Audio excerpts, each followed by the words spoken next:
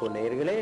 அப்ப நமக்கு கிரகதோஷகரம் அனுகிரகரம் கலிகலுஷகரம் மகாமதிம் ஜிஹ்வாக்ரே வர்த்ததே லக்ஷ்மி ஜிஹ்வாக்ரே பந்து சம்பிராப்தக. லட்சுமி வர்த்தனம் என்பதே உலகமாக இருக்கின்றது. லட்சுமி கடாட்சம் இல்லாத பூவுலகத்தில் ஒன்றும் இல்லை. தனம் மூலம் மிதம் ஜெகத் என்று பொருளுக்குட்பட்டு இந்த பூவுலகம் நடந்து கொண்டிருக்கிறது. மனுஷன் எண்ணற்ற முயற்சிகள் செய்திருந்தும் ஜன்மத்தின் பயனாக, விதி பயனாக, கர்மவினையின் தொகுப்பின் மூலமாக வேதனைகள் அனுபவிக்கின்றான்.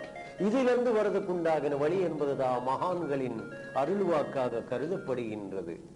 அத்தகையான துன்ப துயரங்களை கொடுக்கும் போல் அந்த நவகிரகங்களின் தோஷத்திலிருந்து அவர் முற்றிலும் வெளிவரதுக்குண்டாகின ஒரு அற்புதமான வழி என்பதுதான் மகான்கள் காட்டிய அற்புதமான சூக்ஷ்ம வழிகாட்டுதல் என்று திவ்ய பாதை.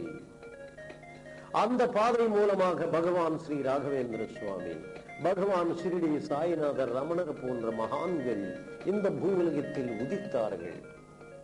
அவங்க தோன்றிய அந்த காலம் முதல் இந்த காலம் வரை மனித குலத்துக்கு நன்மைதான் செய்திருக்கிறார்கள்.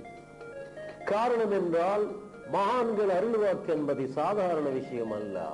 அவங்களுடைய கரஸ்பரிசை என்பது சாதாரண விஷயம் அல்ல. ஜாதகத்தில் எப்பேற்பட்ட கர்ம வினைகள் இருந்தாலும், எப்பேற்பட்ட மோசமான ஜாதக அமைப்புகள் கொண்டாலும் அவங்க திவ்ய வாக்கு என்பது வரமாக அமைகிறது அல்லவா?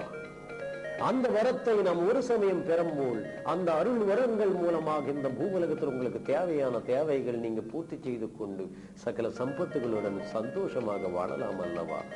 அத்தகையான ஒரு மகத்தான சாநித்திய மகிமை கொண்ட சன்னிதானம் சின்ன திருப்பத்தில் அமைந்துள்ள நம்மளுடைய சன்னிதானம் லட்சக்கணக்கான பேருக்கு நிரந்தர வழிகாட்டியாக இருக்கின்றது.